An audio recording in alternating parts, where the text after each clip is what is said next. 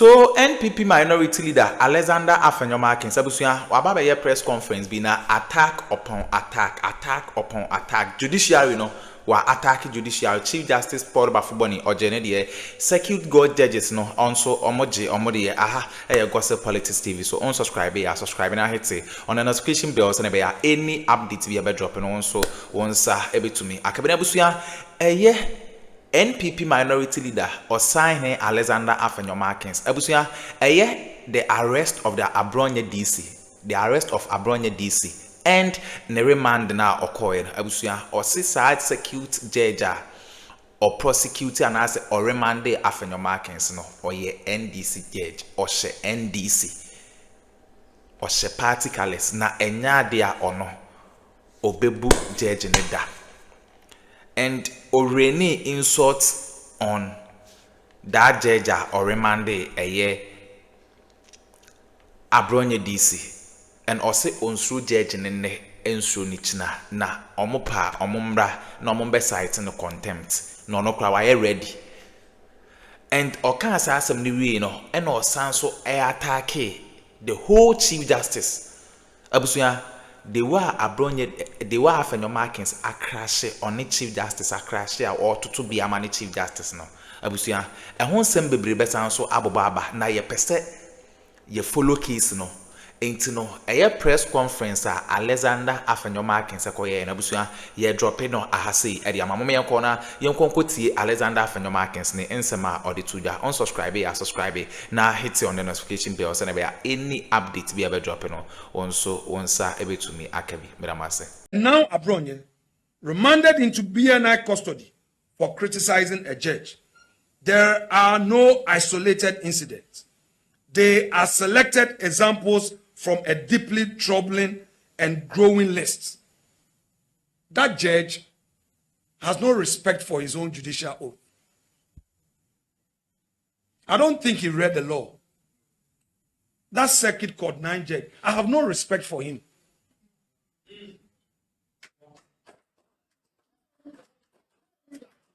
For a judge to say that he's remanding Abronye into BNI custody until the case is finally determined, such a judge can never have my respect. I pray that he summons me for contempt. I will continue to disrespect him until he upholds the law. He's gone beyond his judicial function, and it is not his first. It's as if he has been selected purposely to achieve this. He doesn't talk law. I don't know whether he ever passed his law exam. It's a shame. It's a shame on the judiciary. And my Lord Bafuboni must pay attention to this.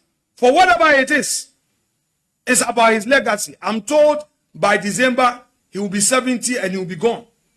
Is that a legacy he wants to leave? After Tokonu was booted out of office and all manner of accusation leveled against Tokonu, is that the judiciary? The judiciary, they said they were going to reset. Is that a reset? Where a judge will say he is remanding an accused because if he allows him to go home, if he grants him bail, he is likely to talk again. So he should remain in custody. In fact, at first, his pronouncement was that Abronye should go to Nsawam until the case is finally determined. He's already prejudiced the outcome of the case. And this man says he's a judge. I should respect him. No way. And some fool say,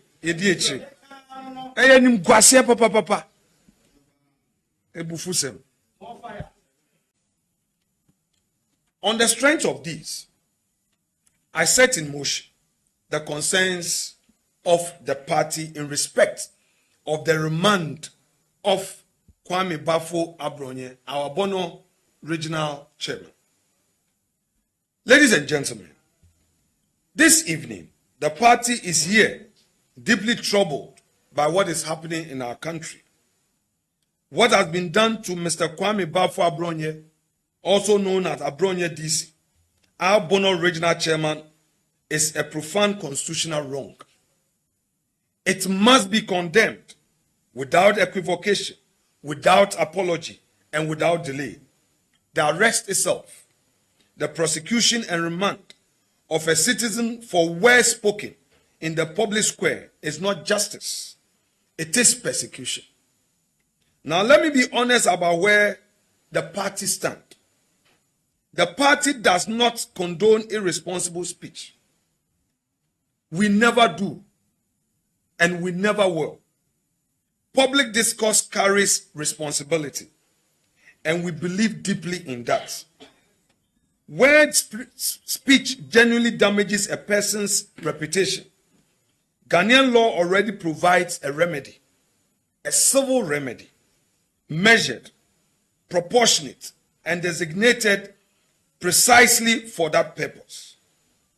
It's been designed to achieve one aim, to allow a person who is injured to resort to civil reliefs. But what Ghanaian law does not provide, and what it was never designed to provide, is the conversion of a civil grievance, assuming without admitting that one even exists in this case, into a criminal prosecution. It does not authorize the marching of a man before a circuit court, the stripping of his liberty, and his consignment to state intelligence facility. That is not justice. That is the iron fist of state power wearing a legal glove. On the 13th of May 2026, Mr. Abronye was arraigned before Circuit Court 9 here in Accra. He faces 2 counts. First, offensive conduct conducive to breach of the peace under Section 2071 of the Criminal Offences Act 1960. Second, publication of false news under Section 2081 of the same statute. And what is the foundation of these charges? A social media video in which Mr. Abronye criticized a circuit court judge. He questioned that judge's impartiality. He questioned the conduct in the discharge of the public duty as provided for in the judge's judicial function. That is the sum total of his alleged crime. He spoke. He criticized a public officer. By the way, since when did criticizing a judge become a criminal offense in Ghana? Section 2071 requires conduct that is likely to occasion a breach of the peace. Political criticism of a public official, however sharp, does not meet that threshold. It is protected expression under Article 21(1)(a) of the 1992 Constitution. And the false news charge? A man expressing a political opinion about judicial conduct is not publishing false news, not by any honest reading of that provision. This prosecution of Abronye is built on sand, and we, the party, will watch it fall. The bail denial.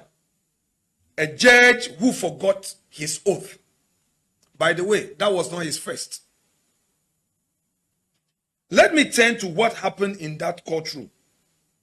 It demands its own separate and pointed rebuke. Counsel for Mr. Abronye presented a bail application. He argued on solid grounds. The charges, as we all know, are misdemeanors. The accused, as it was made known to the court, has a fixed place of abode.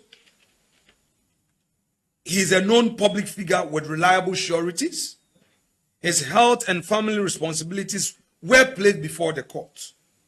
The prosecution opposed bail on one ground only: that Mr. Abronye, if released, was likely to commit similar offenses. I repeat, according to the prosecution, in opposing the bail application, it said that if Mr. Abronye is released, he was likely to commit similar offenses. In other words, the state act asks the court to imprison a man before any findings of guilt because he might speak again. His offense was speaking. And surprisingly, a court agreed. A citizen was therefore imprisoned, not for what he did, but for what he might say. That is not law. That is censorship from the bench. That reasoning is a constitutional disgrace. It is irreconcilable with Article 14 and 19 of the 1992 Constitution, which guarantee personal liberty and the presumption of innocence. A judge who denies bail because an accused may continue to express political opinions has not administered justice. I say what I'm about to say as a practicing lawyer, as someone who has spent his professional life in courtrooms, who has profound respect for our judiciary and deep admiration for those who carry the weight of dispensing justice. I say this not in anger, but in fidelity to the Constitution I have sworn to uphold, and with all the candor, humility, and respect I can command.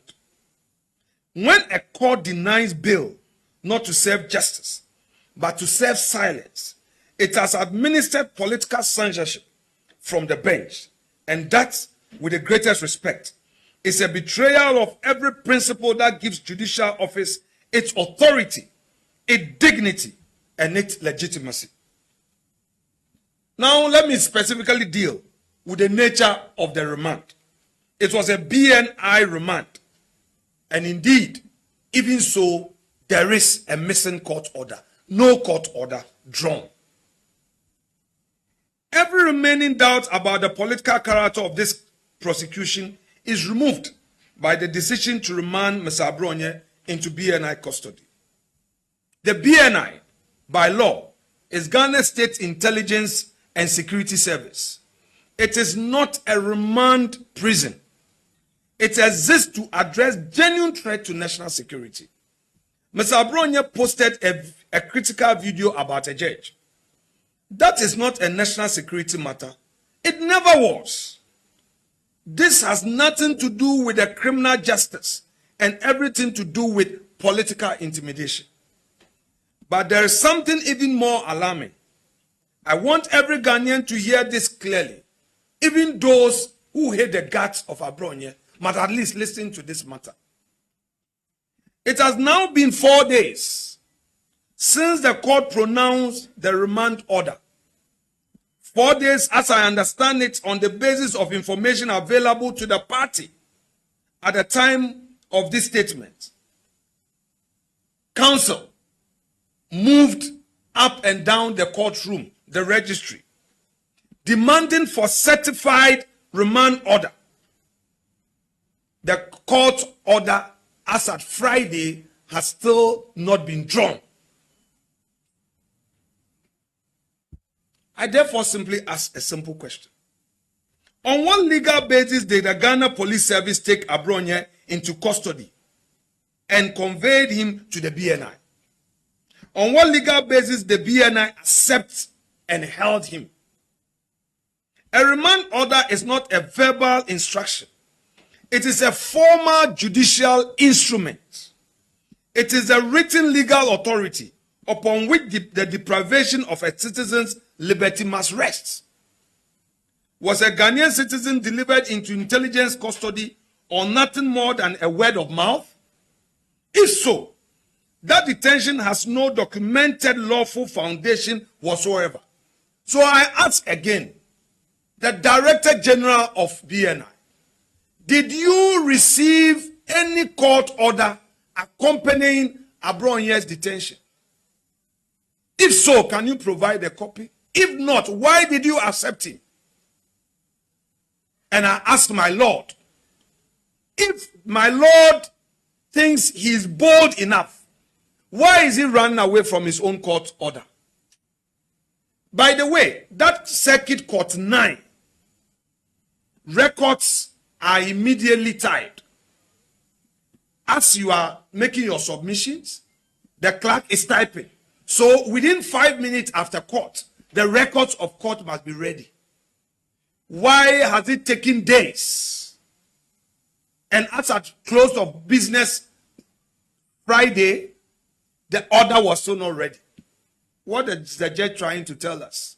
Is he trying to change what he has said in open court? That Abronye should remain in custody until the case is finally determined, not even to the next agenda date. His language was clear. Is he running away from his own language? Is he afraid of public outrage against his own conduct? Article 14 of the 1992 Constitution requires that no person shall be deprived of his personal liberty except as permitted by law, and that every arrested person shall be informed immediately in a language he understands of the reasons of his arrest. The Constitution therefore puts before the Ghana Police Service, the Bureau of National Investigation, as well as that Circuit Court 9, which was supposed to be presided over by a judge who has taken a judicial oath, a clear and unambiguous notice of the civil liberties provided for by the Constitution. These are rights guaranteed, far rights. The production of a signed and certified remand order is not a technicality. It is a constitutional imperative. Its absence, if confirmed, would rather render this detention not merely improper but unlawful. What we are witnessing is either a crass dereliction of duty or a raw and deliberate exercise of power designed to show a political opponent where the power lies, with due process and afterthoughts. So the NDC party functionaries who are encouraging this, you should know that your 4 years is now left with some 2.5 years. Your time will come. Those judges should know that President Mahama's tenure will soon come to an end. They should know this. That God willing, 2028 will be Dr. Bawumia's turn.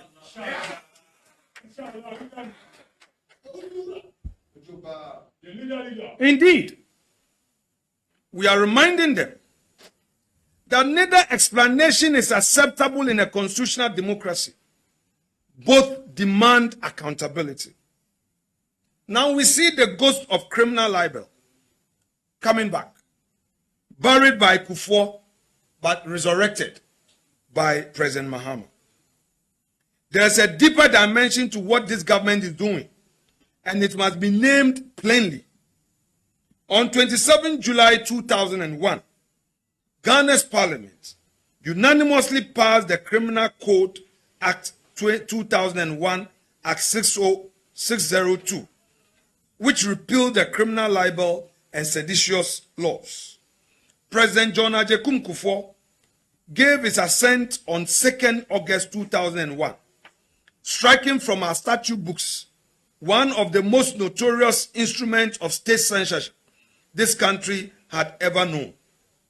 That repeal was a defining moment in Ghana's democratic maturation, a declaration that in free society, the state has no business imprisoning citizens for what they say.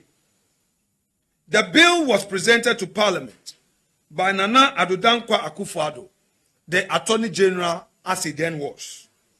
The world applauded. Ghana was held up as a model for Africa. But before we go further, let me be precise about one important historical fact. The criminal libel law was not created by the PNDC or NDC. It is a colonial inheritance, drafted in 1893 by the British colonial administrators and embedded in our statute books to suppress dissent against imperial rule. Dr. Kwame Nkrumah, our first president, inherited it at independence. It was codified in our Criminal Offences Act 1960. The law predated the Rawlings era by decades. But what history will never forgive the PNDC and NDC for is this. they weaponize that colonial relic most ferociously, most systematically, and with the greatest cruelty against the citizens of a free Ghana. Under PNDC military regime of Jerry Rawlings, journalists, academics, lawyers, trade unionists, and ordinary citizens were arrested. Abuzia, we need ensema ekoso our political highway so eye Alexander A.Markin and I tell in kase odisa ensem no tudwa enye asem keto akra judiciary the arrest of Abronye DC and onsem ena trigger A.Markin on Chief Justice or Motentama enye asem keto akra subscribe na hit on the notification bell so any updates be able dropping no once ebe to me akabi.